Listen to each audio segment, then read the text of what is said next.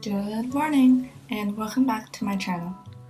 This morning, as I fold some laundry, I want to talk about how and why I prioritize and do the hardest thing the first thing in the morning. This is what I usually do in order to make sure that I check off everything that's important on my to-do list. And it's basically 3 words: eat the frog. Mark Twain, he once said, "Eat a live frog first thing in the morning, and nothing worse will happen to you the rest of the day."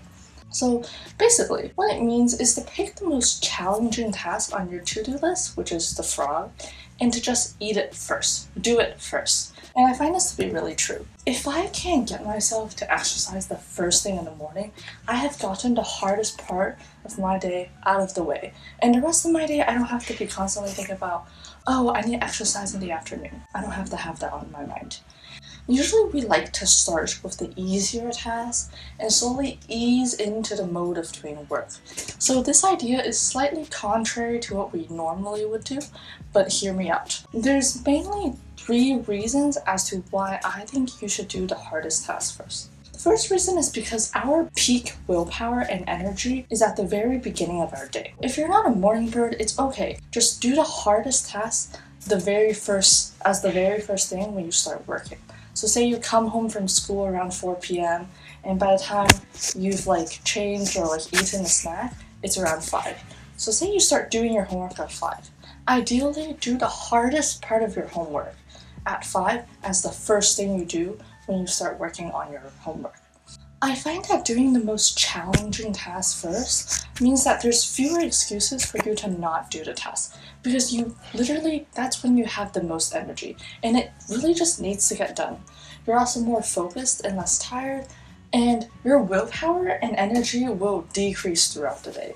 So ideally, just do it first. Do it first, get it over with, and then you can start focusing on other easier tasks. For exercising, which is what I've started doing first thing in the morning every day, I kind of treat it like a plane and a pilot. So the plane is just the act of me exercising. The pilot is my mental capacities trying to sheer willpower myself into exercising. And what I really need to do is go on autopilot. When I wake up, I'll change into clothes for exercising, and I'll get outside and I'll put on a video for exercising, and I just start. And once I hit play on that video, I go on autopilot. And I don't find it that challenging anymore. If you're having some difficulty in motivating yourself to do the most challenging task first, I'll have more on this later in the video. The second reason as to why I find doing the most challenging task first thing in your day is important is because it gives you a strong start to your day. So we are all capable of doing challenging and hard tasks, and once you get it over with, you're done. The worst is over. Also, having that task done gives me a burst of dopamine. It makes me feel like, oh, it feels so good to have this thing done. And now I can focus on everything else on my to-do list, which is a lot less scarier because everything else is easier. The dopamine rush that I get from getting the most challenging tasks done motivates me to keep on working, and now everything else on the list is also easier for me to do, so that requires less willpower and energy and motivation overall.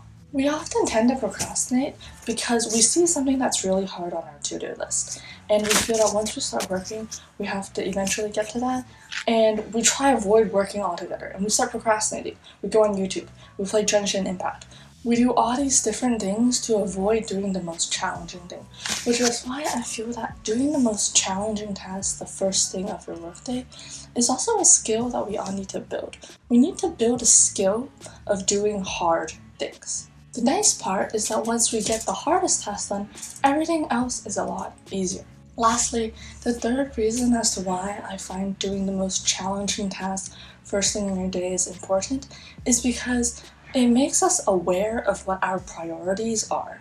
When we're picking this frog to eat, or the most challenging task, try to pick something that is important but not necessarily urgent. Urgent tasks usually take care of themselves because there's a set deadline. We know we need to get it done before that deadline, so we use Parkinson's law and we squeeze our work to fit that time.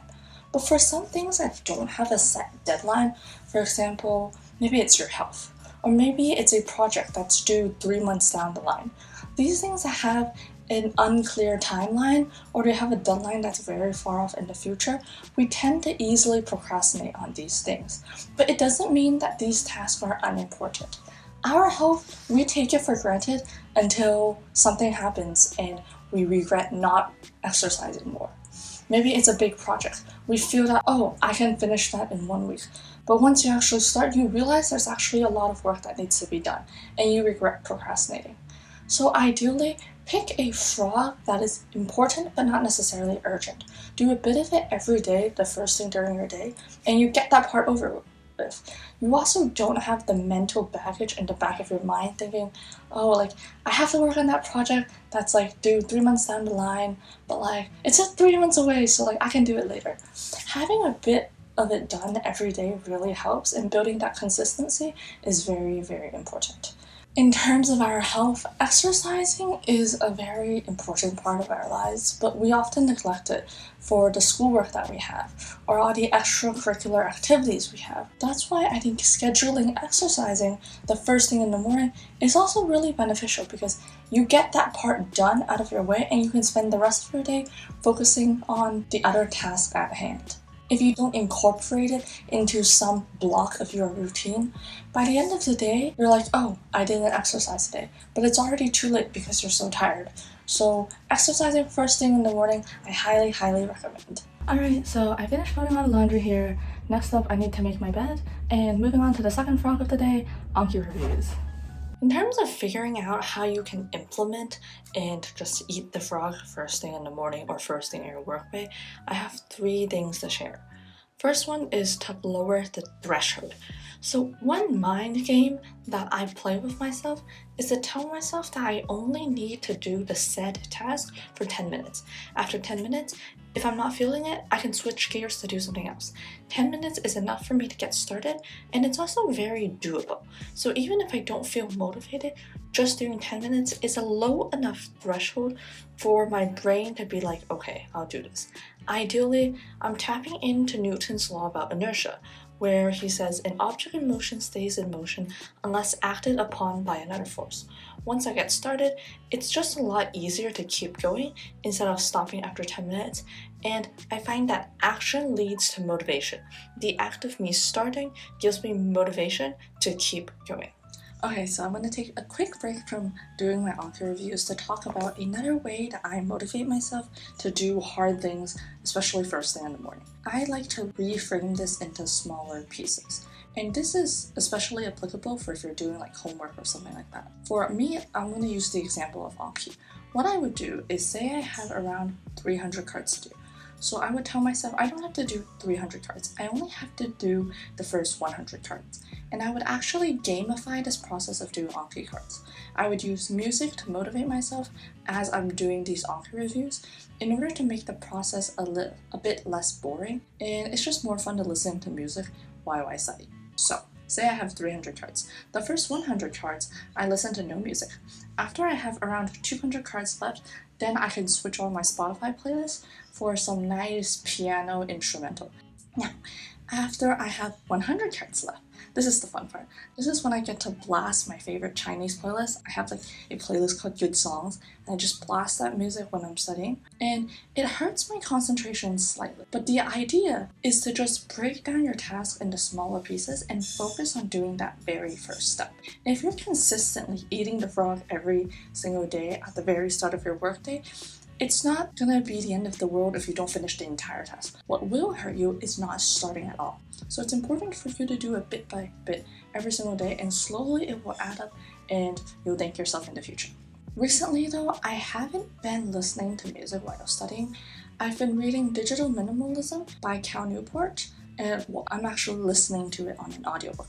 But the book is about using like the tech tools or social media, using our devices more intentionally. So I'm trying to do a digital declutter, which is 30 days of like cutting social media. So that means Instagram, YouTube, Facebook if you use that, Twitter if you use that, just like browsing, surfing the web. And I've been cutting that out of my life for 30 days. Today is day 5. I don't know if I want to keep on doing this because I've also cut Spotify music while I study Anki, which makes studying Anki a lot less motivating. I've been slower. It keeps me slightly more focused though, because now I'm less distracted. When I'm doing my author reviews, I don't have music in the background. And I find that listening to music sometimes makes me slightly more neurotic. So I have found that cutting Spotify is somewhat helpful. I'm gonna keep on trying for a few days. And yeah, I'm starting to get used to it now. In terms of other forms of media though, I find that number one, cutting Instagram has been helpful. Like I will mindlessly scroll and check Instagram for no reason just because I'm bored. And instead of spending my time on those low value leisure activities, I can actually read a book on my Kindle, or I can listen to an audiobook using Libby. And it just adds more value to my life. I've also been cutting YouTube, and I started having a bit of FOMO at the very beginning of the first 2 days, but now it's gotten a lot better. I find that I also wasted a lot of time on YouTube, so cutting YouTube during these 30 days is something I'm gonna stick to. I restrict myself to 30 minutes of YouTube, but that's about it. That is my second tip for staying motivated though. It's reframing your pieces, and that's a little bit of insight on my current journey, day 5 of digital minimalism. Back to work now. Finally, my last tip for staying motivated is using this mantra, so repeat after me. I am capable of doing hard things. Doing hard things has intrinsic value, and they will make me a better person, even if I end up failing. This is actually something that Brandon Sanderson says during a keynote speech back in 2020. Sanderson is an amazing fantasy author. He's written Mistborn, Storm My Archive. He's written a bunch of great books. And during the speech, he talks about the value of doing hard work and how to do hard work, namely setting better goals, learning how you work, and breaking it down. However, I find that his quote itself about I am capable of doing hard things is also encouraging to repeat back to myself when I'm feeling unmotivated. To me, this mantra is about shaping my perception of myself. I want to identify as someone who is capable of being disciplined and choosing delayed gratification. And one of the ways I can prove this to myself is by tackling tasks that are hard but are worth doing because it builds a skill of doing hard work. If you want more in-depth information about the value of doing hard things, check out Sanderson's speech, linked in the description box below, and he's got some really good stuff. So hopefully I've managed to give you some new ideas on how you can tackle your next to-do list. Pick something on there that is difficult and important, write it down as your very first task of the day, and motivate yourself based on how you best work and just get started.